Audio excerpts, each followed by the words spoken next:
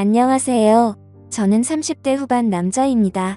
지방 대기업에 다니고 있으며 현재 연봉은 7천 정도로 생활에는 크게 부족하지도 않은 생활을 하고 있습니다. 20대 후반의 주변 사람들의 소개로 지금의 아내를 만나게 되었고, 짧은 연애 기간 동안 마누라가 임신을 하게 되어 결혼까지 하게 되었습니다. 저희 마누라가 사실 인물이 좀 많이 괜찮습니다. 젊을 때부터 길거리에서 캐스팅 제의가 올 정도로 미모가 훌륭했었고, 처음 소개를 받고 대시할 때 무진장 무시당했었습니다. 그나마 제가 직업이 괜찮아서 연애까지 이어졌었던 게 아닐까 생각을 하고 있습니다. 결국에는 승부욕이 발동되어서 노예가 따로 없다 싶을 정도로 매일같이 정성스럽게 연락하고 선물하고 또 만나게 되면 수십만 원짜리 밥을 사주고 그렇게 미친 듯이 끝까지 매달려서 저는 지금의 아내와 연애를 시작하게 되었습니다.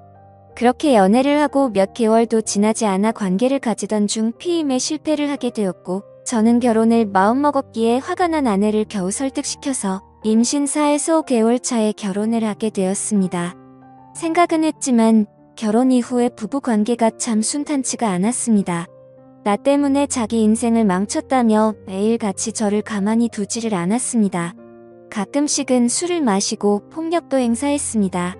여자가 때린다고 얼마나 아프겠냐마는 그래도 저는 자존감이 너무 낮아졌습니다.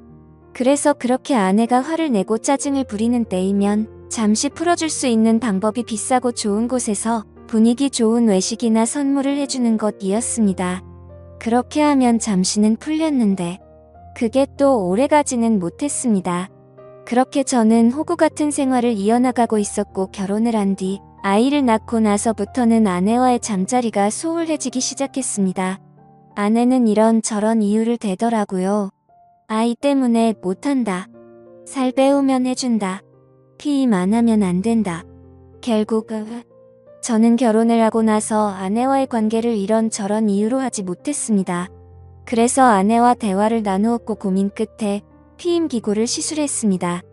하지만 그렇게까지 했음에도 아내는 관계를 거부했습니다.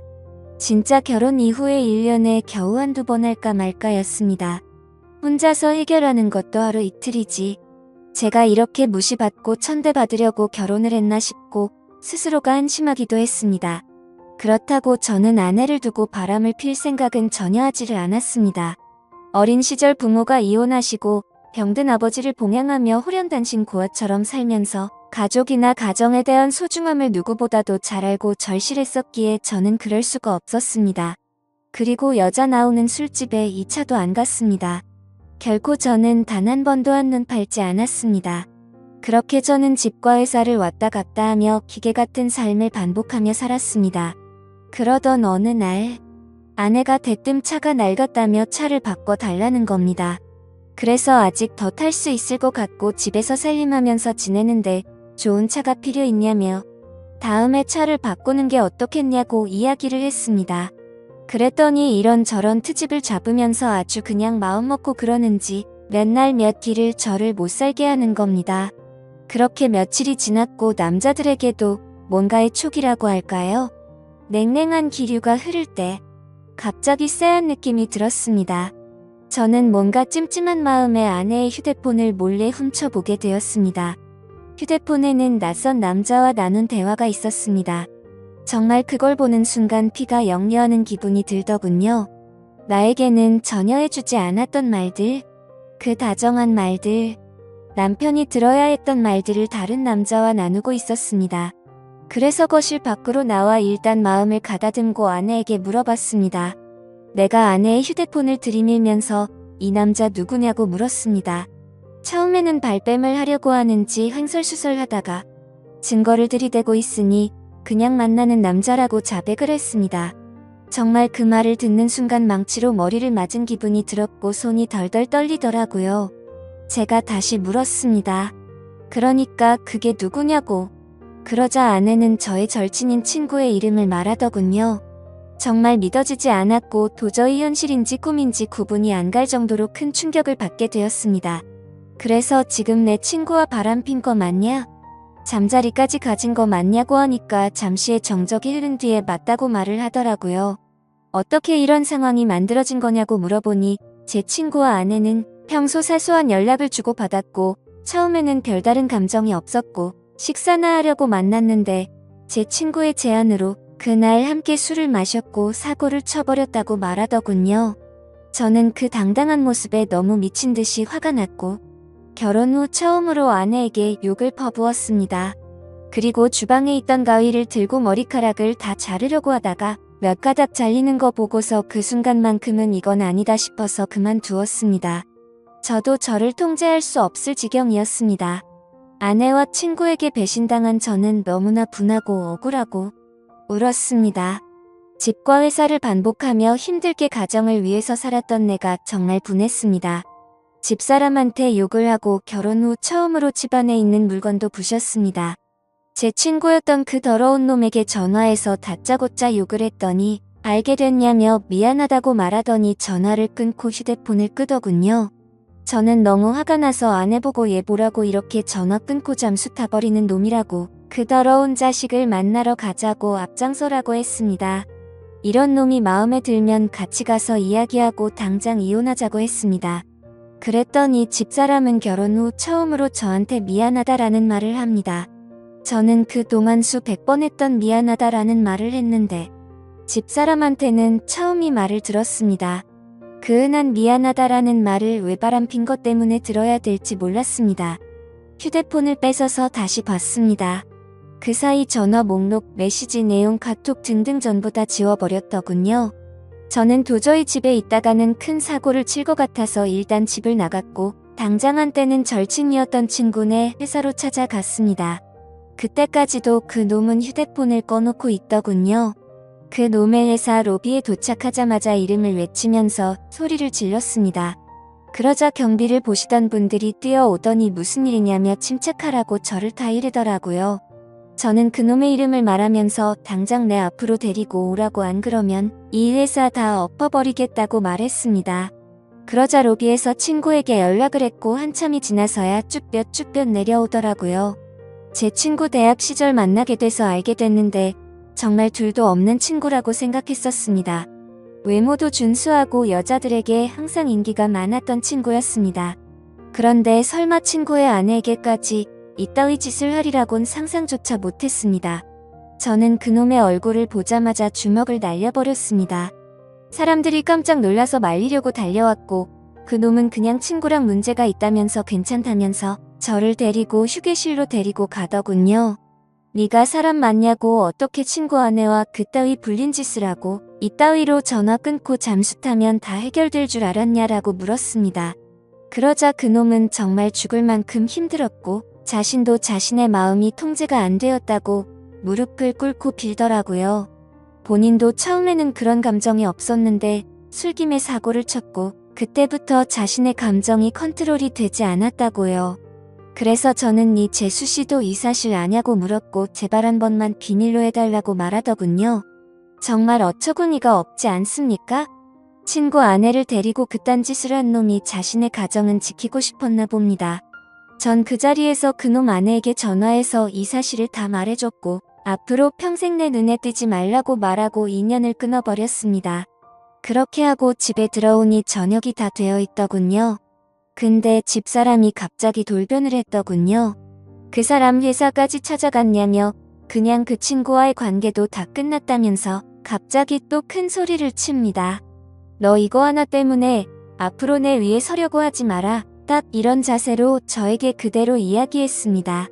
그러면서 당당하게 짐을 싸서 친정으로 가더군요. 몇 시간 후 장모님이 전화가 옵니다. 자기 딸이 왜 집으로 왔냐고 물어봅니다.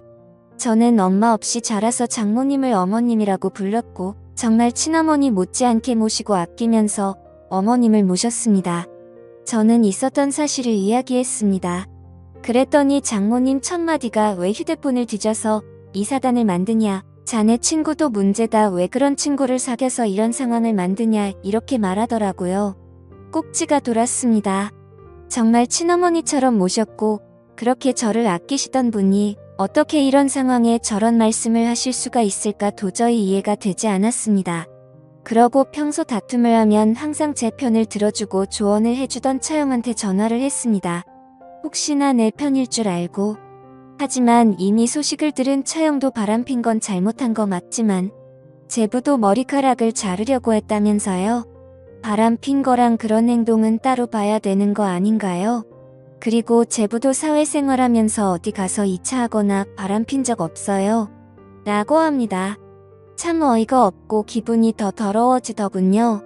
더 이상 이런 인간들과는 대화를 할 수 없다는 생각이 들었습니다. 수년간 저는 그 사람들을 가족이라고 생각했습니다. 하지만 집사람뿐만 아니고 그 가족들에게도 저는 그냥 돈 벌어오는 기계였던 겁니다. 친정에도 제가 큰 돈을 몇 번이고 도움을 줬었거든요. 더 이상 기댈 곳이 없었습니다. 그날 저녁 아직 미취학인 둘째 아이가 엄마가 없다며 옵니다.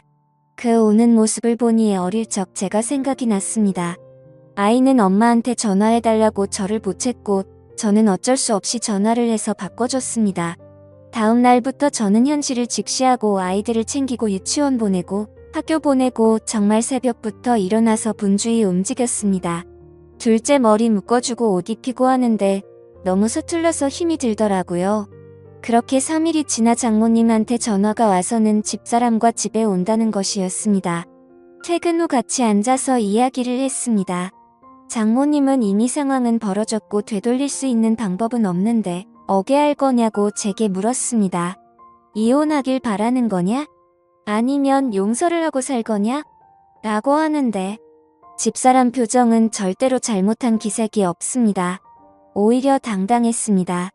저는 그 모습을 보니 오만정이 다 떨어졌지만 아이들이 옆에서 철없이 웃고 장난치고 있는 모습을 보니 마음이 약해집니다. 제 어릴 적 모습이 생각나고 우리가 헤어지게 되면 내 자식들도 나처럼 어린 시절을 보내야 하는 거 아닌가 싶고 정말 미칠 것 같았지만 고민하고 또 고민을 했습니다. 저는 한참의 고민을 하고 나서 집사람에게 각서를 쓰자고 했습니다. 그랬더니 아내는 자기도 나한테 원하는 내용의 각서를 쓴다고 합니다. 그래서 내가 원하는 내용을 일단 적었습니다. 가정에 충실할 것이며 절대 외도를 하지 않는다는 내용과 추후 외도 발각 시 위자료 지급과 즉각 이혼이었습니다. 집사람도 나에게 원하는 걸 적었습니다. 양말, 팬티 뒤집어 놓지 않기, 옷 빨래통에 넣기, 상대방 무시하지 않기 등이었습니다. 외도와 양말이 동급 취급당하면서 장모님도 나보고 생활을 똑바로 안 했기 때문에 자기 딸이 그렇게 되었다며 동급 취급합니다. 각자 각서를 다 적고 사인을 하고 일상으로 돌아가기 위해 노력했습니다. 집사람과 합방을 하기 위해 작은 애와 방을 분리시키기 위해서 작은 애 방을 꾸몄습니다. 하지만 집사람은 다시 안방으로 들어오지 않았습니다. 그렇게 그런 사건이 일어난 지도 벌써 1년이 흘렀습니다. 그 1년 사이에 가해자와 피해자가 누구인지 구분이 안 갈 정도로 예전과 똑같은 삶을 살고 있습니다.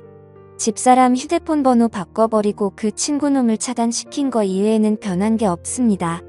심지어 지금은 집사람은 철없는 아이 둘을 데리고 이단 사이비 종교를 다니고 있습니다. 이따위 종교를 믿는 것도 최근에 알게 되었고 한바탕 크게 싸움을 했는데 전혀 말이 먹혀들지가 않더라고요. 정말 제가 미쳐서 그런가 싶기도 한데 요즘은 큰아이가 진짜 내 아이가 맞나? 이런 생각들도 수도 없이 들고 있습니다. 사실 누가 보더라도 저를 닮은 구석이 하나도 없습니다. 심지어 주변에서도 엄마를 많이 닮았는지 제 모습을 보이지 않는다고까지 할 정도로요. 그래서 머리카락을 몇 개 뽑아서 친자 확인을 해야 하나 싶어서 준비까지 다 마쳤으나 만약 내가 생각하는 대로 그게 사실이라면 아이에게나 저에게나 모두에게 너무 큰 충격일 것 같아서 진행을 포기했었습니다. 유년 시절 결손 가정에서 고생하며 제가 꿈꾸고 바랬던 소박한 가정이 산산조각나서 깨질까 봐서요. 그리고 아이들의 인생을 망치게 되는 건 아닐까 싶어서 저는 판단이 서지를 않습니다. 이런 집사람과 앞으로 수십 년간 평생을 같이 지내야 하는 건지 막막하네요. 제가 어떻게 하는 게 가장 최선일까요? 많은 분들께서 좋은 말씀 주시면 좋겠습니다. 감사합니다.